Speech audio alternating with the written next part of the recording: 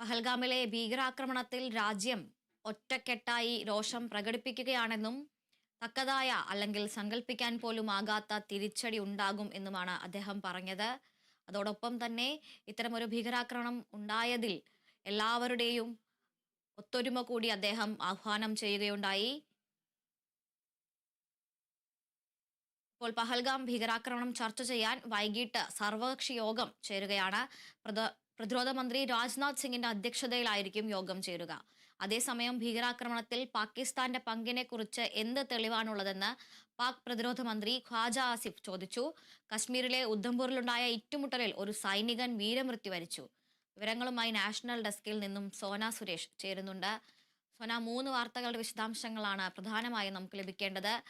ഇന്ന് യോഗം നടക്കാനിരിക്കുകയാണ്. നിലവിൽ ഇന്ത്യ സ്വീകരിച്ചിട്ടുള്ള നയതന്ത്ര നടപടികൾക്ക് പുറമെ മറ്റെന്തെല്ലാം നടപടികളാണ് ഇന്ത്യ സ്വീകരിക്കുക എന്നതിൽ ഇന്ന് വൈകിട്ട് നടക്കുന്ന യോഗത്തിൽ ഒരു തീരുമാനമുണ്ടാകില്ലേ?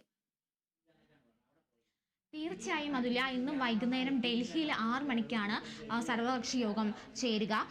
ഇന്നലെ കേന്ദ്രമന്ത്രിസഭയുടെ നേതൃത്വത്തിൽ എടുത്ത തീരുമാനങ്ങളായിരിക്കും പ്രധാനമായും ഇതിൽ ചർച്ച ചെയ്യുന്നുണ്ടാവുക.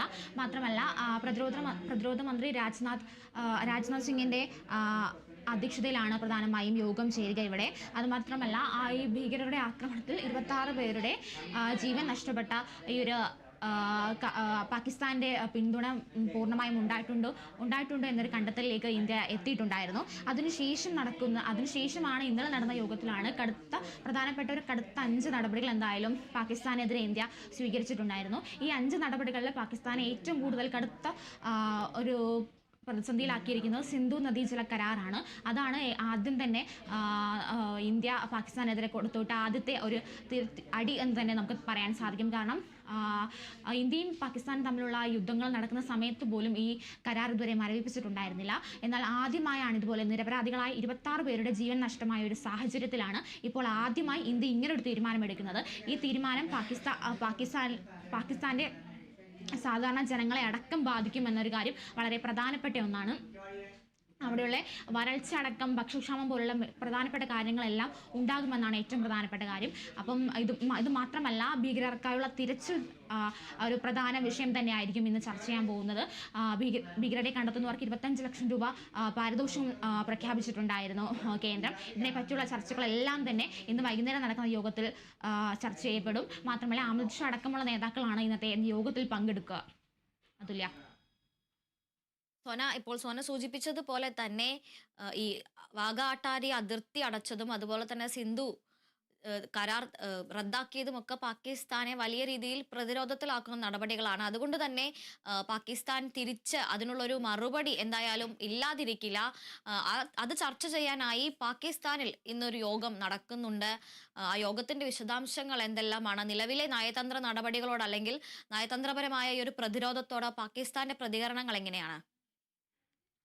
അതുപോലെ പാകിസ്ഥാനും അതുപോലെ തന്നെ ഇന്നൊരു യോഗം വിളിച്ചിട്ടുണ്ടായിരുന്നു. അല്പസമയത്തിന് മുമ്പ് തന്നെ ആ യോഗം തുടർന്നെന്നാണ് ഇപ്പോൾ പുറത്തു വരുന്ന വിവരം. പ്രധാനമായും ആ യോഗത്തിൽ പ്രധാനമായിട്ടും ചർച്ച ഇന്ത്യക്കെതിരെയുള്ള നടപടികളായിരിക്കും പ്രധാനമായിട്ടും അവർ ചർച്ച ചെയ്യപ്പെടുക. കാരണം ഇന്നലെ പാകിസ്ഥാനെതിരെ ഇന്ത്യ നടത്തിയ ഒരു കടുത്ത തിരിച്ചടി തന്നെ നൽകിയിട്ടുണ്ടായിരുന്നു. അതിനെതിരെ എങ്ങനെയാണ് ഇനി പാകിസ്ഥാൻ പ്രതികരിക്കുക എന്നത് ഈ യോഗത്തിന് ശേഷം എന്തായാലും തിരിച്ചറിയാൻ സാധിക്കുമെന്നാണ് അറിയുന്നത്. മാത്രമല്ല, ഈ ഷിംല കരാർ മരവിപ്പിക്കാനുള്ളൊരു ശ്രമത്തിലേക്ക് പാകിസ്ഥാൻ നീങ്ങുമെന്നാണ് മാധ്യമങ്ങൾ, അന്താരാഷ്ട്ര മാധ്യമങ്ങളും ദേശീയ മാധ്യമങ്ങളടക്കം റിപ്പോർട്ട് ചെയ്യുന്നത്. അതായത് ഇന്ത്യയുമായിട്ടുള്ള ഒപ്പുവെച്ചിട്ടുള്ള എല്ലാ കരാറുകളും നിർത്തിവെക്കാൻ ഉള്ളൊരു ഒരുക്കത്തിലാണ് പാകിസ്ഥാൻ എന്നാണ് ഇപ്പോൾ പുറത്തു വരുന്ന വിവരം.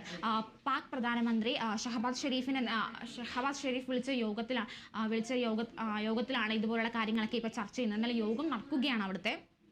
മാത്രമല്ല, ഈ യോഗത്തിൽ പ്രധാനമായും ക്യാബിനറ്റ് മന്ത്രിമാരും സുരക്ഷാ സേനയിലെ മറ്റംഗങ്ങളും അടക്കം പങ്കെടുക്കുന്നുണ്ട്. ഇന്ത്യ എടുത്ത നടപടിക്കെതിരെ ഉചിതമായ മറുപടി നൽകുമെന്ന് രാവിലെ ഇന്നലെ നടത്തിയ ഒരു ചാനലിൽ നൽകിയ അഭിമുഖത്തിൽ പാക് പ്രതിരോധ മന്ത്രി ഖ്വാജ ആസിഫ് പറഞ്ഞിട്ടുണ്ടായിരുന്നു. അതുപോലെ തന്നെ ഇന്ത്യയുടെ എല്ലാ വാദങ്ങളെയും തള്ളിക്കൊണ്ടുള്ള പ്രസ്താവനയാണ് പറയുന്നത്. പാകിസ്ഥാനാണ് ഇങ്ങനൊരു ഭീകരാക്രമണം നടത്തിയതിന് എന്ത് പങ്കാണുള്ളതെന്ന് പ്രധാനമായും ചോദിക്കുന്നുണ്ട്. അതാണ് പ്രധാനമായിട്ടും ചോദിക്കുന്നത്. മാത്രമല്ല, ഇതിൻ്റെ പ്രധാനമന്ത്രി ഇഷാഖ് ദറിൻ്റേത് പറയുന്നത് ഇന്ത്യയുടെ പ്രതികരണം പക്വതയില്ലാത്തതാണ് എന്ന തരത്തിലുള്ളൊരു പ്രതികരണമാണ് പ്രധാനമായും അവർ മുമ്പോട്ട് വെക്കുന്നത്. എന്നാലും ഇന്ത്യ പുറത്തുവിട്ടിരിക്കുന്ന കാര്യങ്ങൾ അല്ലെങ്കിൽ പാകിസ്ഥാൻ ഇതിന് പങ്കുണ്ട് എന്ന് പോലുള്ള കാര്യങ്ങളെല്ലാം തന്നെ ശരിക്കും തള്ളിക്കൊണ്ടുള്ള സമീപനമാണ് പാകിസ്ഥാന്റെ ഭാഗത്തു നിന്നുണ്ടാകുന്നത്. അവരുടെ പ്രതിരോധ മന്ത്രി ആയിക്കോട്ടെ, ഉപപ്രധാനമന്ത്രി ആയിക്കോട്ടെ, ഇവരെല്ലാവരും തന്നെ ഇന്ത്യ എടുത്ത നിലപാട് അല്ലെങ്കിൽ ഇന്ത്യ എടുത്ത തീരുമാനങ്ങളെ തള്ളിക്കൊണ്ടുള്ള നിലപാടാണ് എടുത്തിരിക്കുന്നത്. തുല്യ സോന, അതോടൊപ്പം തന്നെ മറ്റൊരു വിശദാംശം കൂടെ ലഭ്യമാക്കേണ്ടതുണ്ട്. കശ്മീരിൽ വീണ്ടും ഒരു ഭീകരാക്രമണം ഉണ്ടായിട്ടുണ്ടായിരുന്നു. ഉദ്ധംപൂരിൽ നടന്ന ആ ആക്രമണത്തിൽ ഒരു സൈനികൻ വീരമൃത്യു വരിച്ചിട്ടുണ്ട്. കൂടുതൽ സൈനികർ അങ്ങോട്ടേക്ക് എത്തിയിട്ടുണ്ട്. ഇപ്പോഴും ഉദ്ധംപൂരിൽ ആക്രമണം തുടർന്നുകൊണ്ടിരിക്കുകയാണ്. ആ ഭീകരാക്രമണത്തെക്കുറിച്ചുള്ള വിശദാംശങ്ങൾ എത്രത്തോളം ലഭ്യമാണ്? ഭീകരരെ പിടികൂടാനായിട്ടുണ്ടോ? എന്തെങ്കിലും വിവരങ്ങൾ ലഭ്യമായിട്ടുണ്ടോ?